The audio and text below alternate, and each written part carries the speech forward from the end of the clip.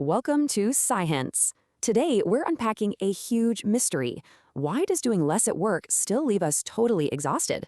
It's a super frustrating contradiction, right at the very heart of the whole quiet quitting trend. Remember 2022? Quiet quitting blew up as a way to set boundaries against overwhelming workplace demands. A Deloitte report found that 70% of CFOs saw increased burnout compared to pre-pandemic levels.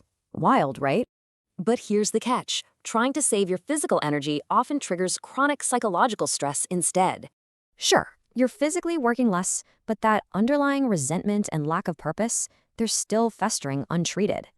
That internal tug of war between wanting to detach and your lingering emotional investment, it creates seriously draining anxiety.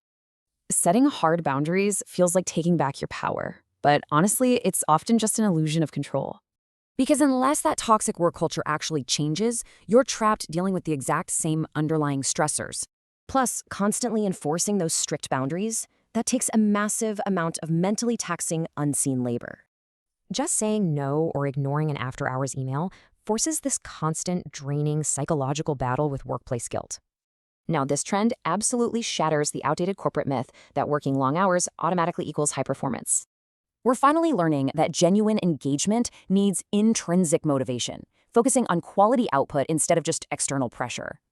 Still, we really have to consider the serious long-term consequences this has on your individual career progression. Consistently doing the bare minimum, employers might view you as less ambitious, which definitely hinders your growth. Opting out of extra effort inadvertently limits your future paths, basically creating an entirely new form of frustration. But let's zoom out. Widespread disengagement signals a massive systemic organizational failure, not just an individual one. Companies must adopt these key practices to fix the root causes of burnout instead of just blaming employees. Quiet quitting is a blaring alarm.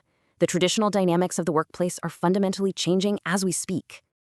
Ultimately, this trend is a major symptom, urging us all to build more sustainable, fulfilling workplaces together.